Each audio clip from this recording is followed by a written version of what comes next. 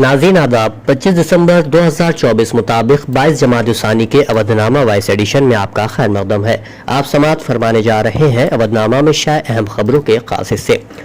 इंतखाबात के इनेकाद से मुताल्लिक उसूलों में हालिया दिनों कुछ तरामीम की गई हैं, जिस पर कांग्रेस ने अपनी नाराजगी का इजहार किया है। कांग्रेस ने इन तरामीम को चैलेंज पेश करते हुए सुप्रीम कोर्ट में अर्जी दाखिल की है।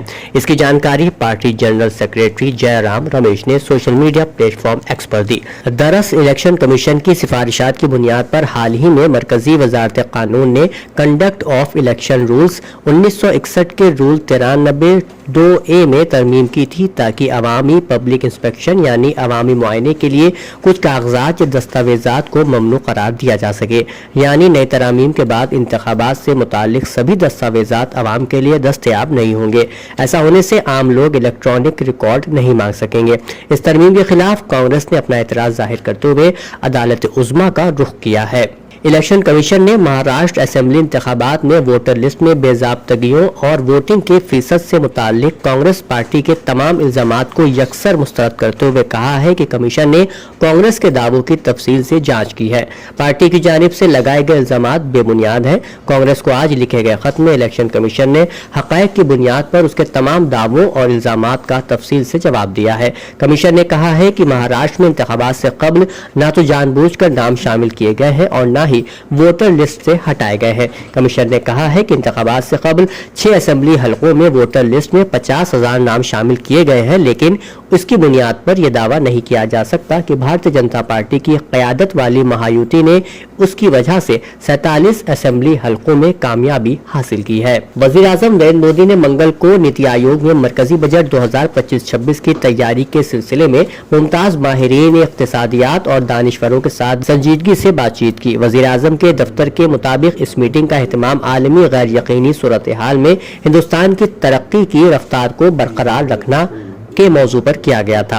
अपने कलमात में वज़ीर आज़म ने मुक़र्रिरीन के अमली ख़यालात का शुक्रिया अदा किया। उन्होंने इस बात पर जोर दिया कि एक तरक्की याफ्ता हिंदुस्तान का हदफ ज़हनियत में बुनियादी तब्दीली के जरिए हासिल किया जा सकता है, जो कि 2047 तक हिंदुस्तान को तरक्की याफ्ता बनाने पर मरकूज है। वज़ीर दिफा राजनाथ सिंह ने मंगल को कहा कि भारत रत्न और साबिक वज़ीर आज़म आजहानी अटल बिहारी वाजपेयी की जिंदगी और नजरियात पूरे मुल्क के लिए आज भी तहरीक का बायस है। वाजपेयी की 7 साला यौम पैदाइश की मुनासिबत से मुनक़िद अटल युवा महाकुंभ के इफ्तिताह तकरीब से खिताब करते हुए सिंह ने कहा कि अटल जी की जिंदगी और नजरिया आज भी तहरीक का बायस है।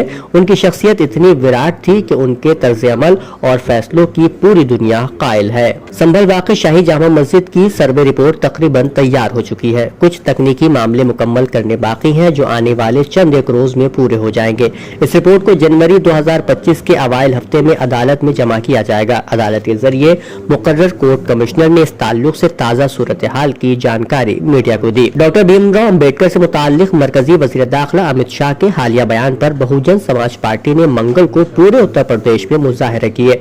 पहले से तयशुदा प्रोग्राम के मुताबिक बीएसपी कारकुनान मंगल को रियासत भर में एहतजाज कर रहे हैं। इस दौरान बीएसपी सुप्रीमो मायावती के भतीजे और पार्टी के कौमी राब्ता कार आकाश आनंद का बयान सामने आया है। उन्होंने वजीर दाखिला अमित शाह के साथ राहुल और प्रियंका गांधी को भी निशाना बनाया। उन्होंने आम आदमी पार्टी के कन्वेनर केजरीवाल को भी निशाना बनाया। एहतजाज का आगाज लखनऊ में हजरतगंज में डॉक्टर अम्बेडकर के मुजस्समे से हुआ, जहाँ बड़ी तादाद में कारकुनों ने जमा होकर अपनी आवाज बुलंद की। एहतजाज की क़यादत बीएसपी के जिला सदर शैलेंद्र गौतम ने की। बीएसपी के रहनुमाओं ने वाज़ेह किया कि एहतजाज तब तक जारी रहेगा जब तक शाह माफी नहीं मांग लेते। उत्तर प्रदेश के वजीर आला योगी आदित्यनाथ ने मंगल को अम्बेडकर तनाज़े पर वजीर दाखिला अमित शाह का दिफा किया। लखनऊ में अपनी सरकारी रिहाइशगाह पर एक प्रेस कॉन्फ्रेंस से खिताब करते हुए उन्होंने कहा कि ये कॉन्फ्रेंस कांग्रेस के जरिए बाबा साहब भीमराव अम्बेडकर की तौहीन से मुताल्लिक है।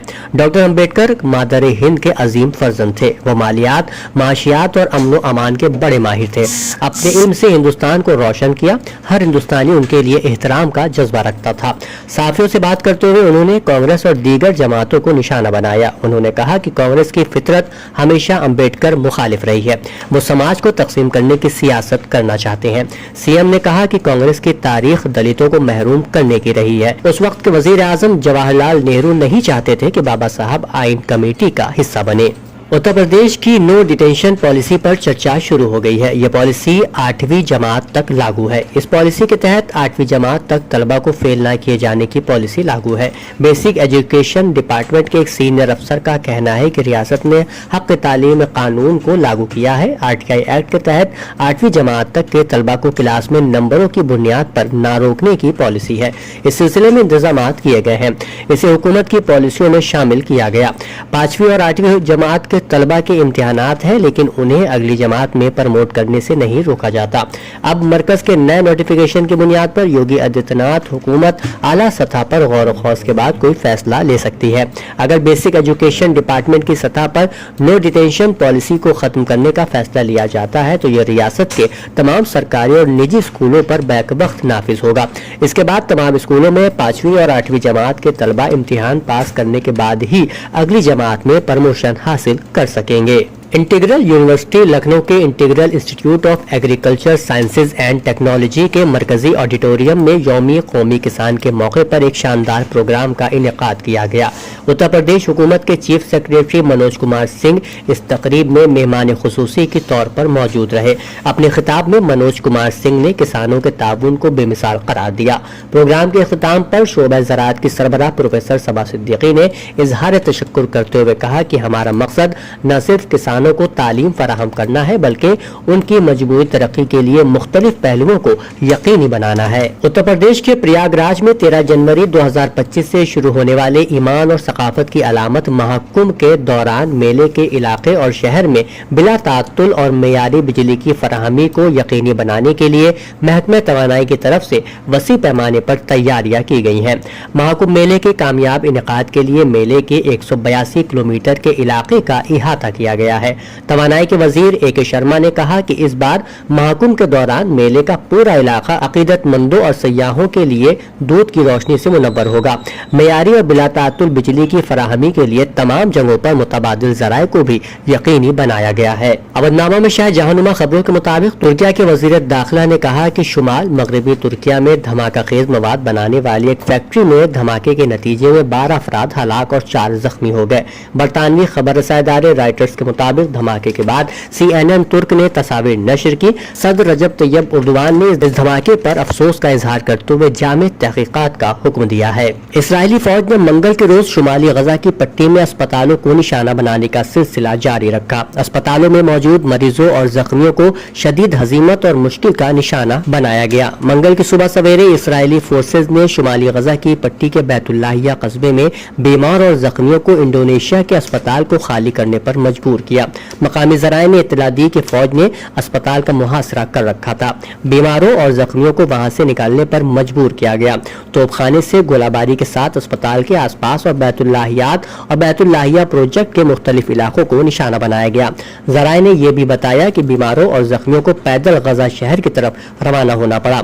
फिलिस्तीनियों की जानिब से गजा की पट्टी में सेहत के निज़ाम और अस्पतालों को इसराइली जहरियत से बचाने के लिए फौरी बैनुल अक़वामी कार्रवाई का मुतालबा किया गया है। वजीर दिफा इसराइल कोर्ट्स ने एतराफ़ किया है कि इसराइल ने रवा साल के अवाइल में ईरान के दारुल हुकूमत तेहरान में फिलिस्तीन की मुजाहिमती तंजीम हमास के साबिक सरबराह इस्माइल हनिया को शहीद किया था। डॉन अखबार में शाया गैर मुल्की खबर रसाईदारों की रिपोर्ट के मुताबिक इसराइली वजारत दफा में एक तकरीब से खिताब करते हुए कोर्ट्स का कहना था कि हम यमन में हौसियों पर सख्त हमला करेंगे। उन्होंने कहा कि हम हौसियों की क़यादत का सर कलम कर देंगे, जैसे हमने तेहरान, गजा और लेबनान में इस्माइल हनिया, यहया अल सनवार और हसन नसरुल्लाह के साथ किया था। हम अल हदीदा और सना में भी ऐसा ही करेंगे।